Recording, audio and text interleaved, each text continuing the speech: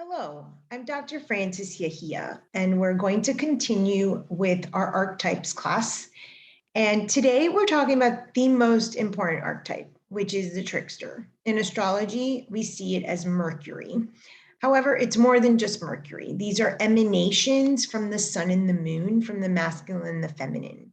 And anything that keeps you separate from wholeness, from unified consciousness, or from another is considered a trickster. And I have a slide so you can see a little bit more about that. So let's return back to the mythology of how the archetypes play out in our head. And we're using Greek mythology, but feel free to create your sort of own map of whatever mythology or culture you're most attracted to. So basically, in a nutshell, heaven and earth have children. The exception is here where Uranus is castrated and he has Venus. Venus is a shortcut. If we identify our erotic love or our body, our flawed flesh, and we can love ourselves despite that, then we can indeed, fourth chakra, love another, and poof, we've won life, if you will. But since we don't go to that straight direction, we have all of these archetypes to work through to sort of integrate before we can get to the high version of agape love or Aphrodite, Urania, fourth chakra, love the other, be of service. So most of the social justice warriors, or most of us that want to be of service, it's really to cover up the lower level consciousness of Aphrodite, Pandemos, or the second chakra, linked to desires and the flawed flesh, because we were all programmed in Western philosophy that our desires were bad. And so the way that the Western structure of our mind is set up is let's suppress the Aphrodite, Pandemos, the second chakra desires, and let's live from the heart as service, and it isn't accurate. So this isn't a shortcut the way you perhaps think it is. And so in order to get to the high version or high consciousness or unified consciousness of the lover, which is the ultimate goal of spiritual adulting, once we go through all of the archetypes, we drop right back into the heart. We have to understand that we need to integrate all of these other archetypes. All of these archetypes come from the emanation of the trickster. And in astrology, it's viewed as Mercury. So we're not only going to look at Mercury in the chart, any of the placements, any of the hard aspects are going to speak to a tricksterness in our psyche. But just from the astrological perspective, we're going to talk specifically today about Mercury in the chart. So the archetypes, again, here are the branding, and we've got the trickster or the jester. It's linked to Mercury in the planets, and it's linked to Mercury or Hermes in the Greek mythology. So just a moment about Greek mythology. Hermes is considered to be the brother of Apollo, the sun. The sun and Mercury in the astronomy and in your chart are always going to be next to each other. There cannot be any other aspect other than a conjunction to your Mercury and your sun. It might be in a different sign, but they're always going to be within that 30-degree or 29-degree orb, because you cannot have these two separate. And so the myth is very important, because the sun Apollo has all these cows. And within moments of Mercury being born, he already plans up a plan of deceit and deception on how he's going to steal the cows. Wherever we have the Mercury archetype, which is basically the emanations of all these others, with the exception of the hero, which is considered father or Apollo, and the caretaker, which is considered moon, the mother. And you'll see in the slide what I mean by that. Our entire psychic program is we come from unified consciousness, the egg. We're in heaven, we're in the universal consciousness. Our parents conceive us on the triangle. That means thought. And the thought is flawed. It's an impure thought. And you're either too masculine or too feminine. Your archetypes are more geared towards the masculine energies or the feminine energies. Your manas prakriti is more feminine than more masculine. Your elements in your astrology chart have more fire and air versus earth and water, whatever way you want to do it. This isn't really true. This is the way you view your imbalance. You try to overcompensate for the other, and that starts all of these emanations of all these archetypes trying to bring you back to your original balance. So anything that creates the imbalance is coming from the thought, which is Mercury, which is the trickster, to not allow you to be whole in your particular definition of masculine and feminine based on your manas prakriti, which is what your original state at conception and of course at birth was. That's what we're trying to get back to, wholeness. So all of these other archetypes, other than the hero and the caretaker, resembling masculine and feminine, mother and father, which would make you whole, are viewed through the lens of the trickster. So they're all listed here, but just so you understand how this plays out. And so people show up in your life, perhaps as the rebel, perhaps as the lover, perhaps as the sage, really to say, well, that's a feminine archetype, bring it in. That's a masculine archetype, bring that in so that you can start to be balanced. And you'll see that in one of my slides. So Apollo has all these cows. The trickster Mercury is born, and within minutes he's devising a plan. That's what we do. We're constantly devising a plan to lie, cheat, steal, gamble, shortcut, trickery. It's subconscious. That's why there's so much infidelity and betrayal and deceit in the world. It's because we have not been able to perfect the principle of mentalism, to bring it back to awareness that we create everything and everything is a projection of our mind. Also principle or law of correspondence, as within, so without. When we start to really master those two universal laws, a lot is going to change in the earth. So he jumps out of his crib and he steals all of the cows from Apollo. He sells them off. He makes some money and he keeps one because he knows he's going to get in trouble and he needs a way out. So in your psychological orgasm, you always have what I call a fart in the system. You always have a way out to see how you're going to trick yourself next. Of course, this is very subconscious. So he takes one cow, and Zeus, who is Apollo and Mercury's father, calls him up to Olympus to yell at him, and he knew he was going to get in trouble. So he takes the cow, he chops it into little pieces, and he brings the platter up to Zeus. That's his cute little eyelashes, and Zeus breaks out in laughter, cannot possibly get mad at Mercury, and instead assigns him to be the messenger of the gods. He can go to the upper world of Olympus, and he can go to the lower world of Hades. He is the only god that is allowed to do that.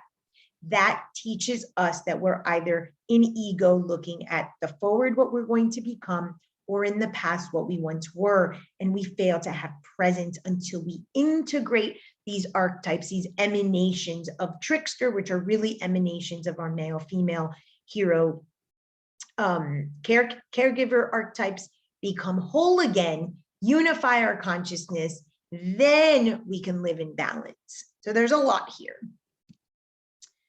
So again, low level consciousness, and we're at Mercury. So here I said, when you're born, you come from this outer circle, this cosmic consciousness or perfect state of the universe, heaven, whatever you like. The egg is cracked by fertilization. Mom and dad have sex. Yes, you are rooted on an impure thought, whatever that might be, a deadly sin that creates your low level consciousness of your lover, of your Aphrodite, Pandemos, or your second chakra, the desires, what we all try to cover up. That's why the archetypes create, because they're there trying to show us different facets so that we don't trick ourselves into thinking that we're not all of these things in reality. We're all of these fragments that people show up in our life as. The moment that cosmic egg, this outer circle, is fertilized or created, the triangle or thought, the impure thought, is created, and it has one alliance or another, father or mother, masculine or feminine. That's it. You get one. I call this the wrong alliance. in my models. This isn't 100% accurate, but these would be the masculine archetypes and these would be the feminine archetypes. The reality is that there's two aspects of Venus, and Mercury is really just a veil that emanates either or. But just for clarity's sake, I've labeled them in these columns.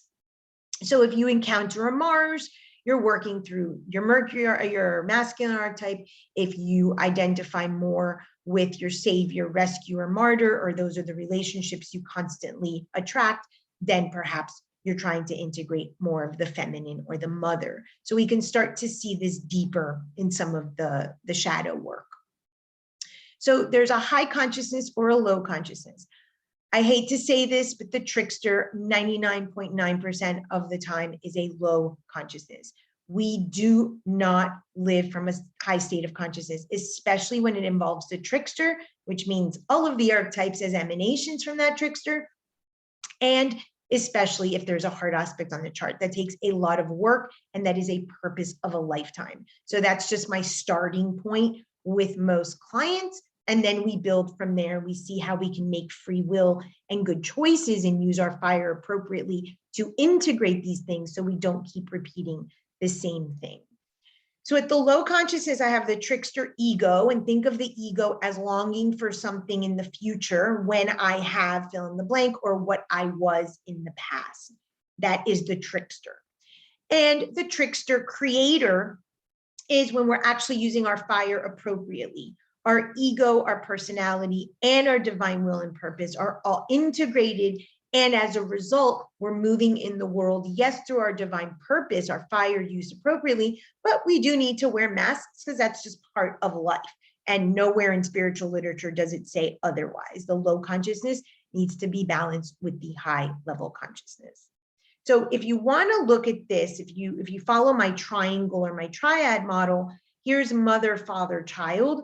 You can draw a triangle to connect mother, father, child, sun, moon, Mercury, and then all of these other are emanations. This is going to be your ego, how you're going to show up in the world due to the wound, and then you're going to pick one of your favorite archetypes. People in your life are going to show up in these archetypes primarily to show you where you're out of balance, mother, father, masculine, feminine. The law of gender is the universal law that speaks about energies. This has nothing to do with the body, with sexual orientation. I am simply speaking energies in the planes of the universe. Do not misunderstand. Our goal is to unify the energies. Part of the transgender population growing is to have a visual representation of what us as a society, what human beings in the age of Aquarius need to achieve. Balance of energies in our psyche of creator, hero, masculine, feminine, mother, father, good buckets, bad buckets, whatever you call it. And that's going to lead us to spiritual adulting, which is going to unify all 12 of these archetypes in the circle, bring us back to wholeness within ourselves, and then drop into the Venus or the Aphrodite Urania, which is now a place of service and loving another. Until we integrate all of these archetypes, we cannot truly be of service the way it is explained in sacred texts. So I call this the way back home as a simple visual so that you can see the point of Mercury in your chart or in your life or the trickster. We are all rooted on desire, whether you're in a petri dish and your parents desired to have a child, or your parents were having a lustful moment, or an envious moment, or whatever was going on in their heads. You and me and all of us are rooted in an impure thought. We are conceived in Eros love, second chakra, Aphrodite pandemos, hence pandemia, pandemos, pandemic. It is chaos. We do not want to own that we come from impurity. The church removed the conception story from Jesus. It did us a lot of harm because no one comes from immaculate conception. It isn't true. So we are rooted in our conception from leaving the universal consciousness, the cosmic egg, to the triangle of thought before we have the square of body. And I'm talking about the imagery of the squared circle, which is the symbol of the school and of my work, is the most metaphysical symbol because it explains the process. So we're rooted on the desire, the sex, the impure thought, and low-level consciousness. Coming from the universal consciousness, we are fertilized mother and father, male, feminine energies. The law states that energy or the gender of masculine, feminine energy exists on every plane. Because you're split in half by a father, hero, by a mother, caretaker, does not matter what the earthly people are doing, we're talking about your head, a trickster is created because the trickster wants to unify both of these, but doesn't know how. From the trickster trying to unify your masculine and feminine energies, all of these archetypes are created. These are emanations of the trickster in an attempt to unify masculine and feminine, but doesn't understand in the psyche how I can get unified when I'm rooted in desire, which is flawed flesh, which is supposedly dirty. How do I get to purity and wholeness when I am conceived on impurity and brokenness, so to speak, or separateness? That's where ego, inner child, the wound, all of it happens at conception. So you pick your preferred mask at the time and stage of your life. You dislike people and judge people based on the mask that they're wearing because it is the mask that you need to integrate. Judgments are confessions, and they're great for this reason. Pick your mask. You need to integrate all of them. You can have a shortcut and you can immediately just integrate the masculine, the feminine, your caretaker, your hero, go back to unification of consciousness and serving the other, like I showed with Uranus, castrated and created Venus, but we do not do that. So these are the masks that people show up. The more someone shows up in your sphere of consciousness, the more you identify it as you, the more you integrate it, and you can look at your parents' good and bad buckets to see in which way, or connected to the deadly sins, it doesn't matter. The wholeness starts to occur. This is called unified consciousness. Even though you're in the flawed vessel, in the cup, in the chalice, you become the holy grail, because now the divine feminine, which is your flawed flesh, can now actually emanate agape love. Love thy neighbor, love another, be of service. Without integrating of these masks, that does not happen. Do not kid yourself. So levels of consciousness for Mercury, or for the trickster archetype. The trickster is deceit, and it's also consciousness, unified consciousness. You do not integrate the mask or the version of deceit, lie, cheat, steal, that you have preference for, linked to your deadly sin. Mine is pride, vanity, and gluttony. Then I cannot unify consciousness and then serve another. So we're looking at the rock and the water are linked to gorilla and chimpanzee. These animals are considered, even orangutan, to be very intelligent animals. And they indeed are, but they're more in the animal consciousness still, until we become in the blood men and women, the highest level of consciousness. We cannot be real functioning spiritual adults, men and women, if we do not integrate our animal nature, our low level consciousness, our deceit, our lying, our cheating, our betrayal. And this is all internal. Betrayal to self, deceit to self, infidelity to self, saying you're going to do something and not following through on your word to yourself. Your inner child is in the corner, shrunk, cold, hungry, bitter, because you ignore him or her. And you make a vision board and you want all these things, and your inner child is like, hell no, I'm not going to help you manifest these things. It's going to take more away from me. It has to go inward so that the external changes. When we integrate our low-level consciousness, high-level consciousness, when we integrate our animal nature, divine nature, our light with our shadow or dark, all those metaphors, then we become whole. You want to look at it from the lover perspective. It's the low consciousness lover, 7th chakra, Aphrodite Pandemos, and it is the higher 4th chakra of Aphrodite Urania. When these two lover aspects unify, if you know tarot, look at the lover card. It's a man ripped in two with two lovers. This has nothing to do with choice of lovers in your bedroom. It has to do with you unifying your desirous nature and your heavenly divine nature.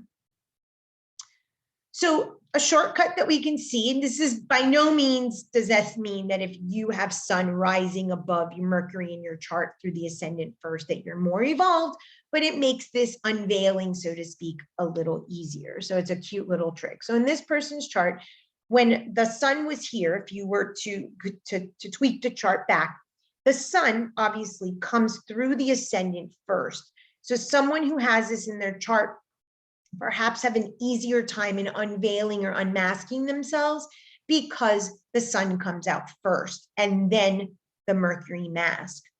Anytime that you see Mercury, you're going to see that it's conjunct, at least even if it's not this close, to the sun, because it doesn't have that big of an orb in the sky. And in the chart, the sun and the moon are always together to live out that myth, because Mercury robs you of your hero. Mercury robs you of your light. Mercury robs you, steals, cheat, deceit, of validation of self, expecting others to give it. In this particular case, there is an opposition to Mercury. Mercury and Neptune, Neptune and Mercury are the two archetypes that are hardest to integrate. They are both at some level tricksters, linked to delusion and very, very difficult to integrate. So when there's hard aspects, this is going to be an added difficulty for the native. And then you've got this opposition is going to be a big one, and you've got a square to Mars. So Mars, Mercury, and Mercury, Neptune. If this were my client, that's where I would focus on the archetypes, on their creator archetype here of the ego, and helping them to achieve more of a divine will and purpose through that Mars. And here, rather than victim, savior, martyr archetype, here a high consciousness as an innocent, identifying how they can come back to that universal consciousness. So hard aspects to Mercury are going to tell you main archetypes that you want to integrate. There's also another square with the seeker. Here's Jupiter square Mercury. So this is a pretty afflicted chart with the Mercury. Not everyone's going to have that, but any afflictions in the chart, hard aspects, quincunx, hard conjunctions, squares, oppositions, those are going to speak to the archetypes or the mask that the person needs to unveil, what I call the spiritual striptease, in order for them to then show up in the world back wholeness with their heart chakra and become the spiritual adult, which is the last phase of the spiritual adulting brain map. Thank you.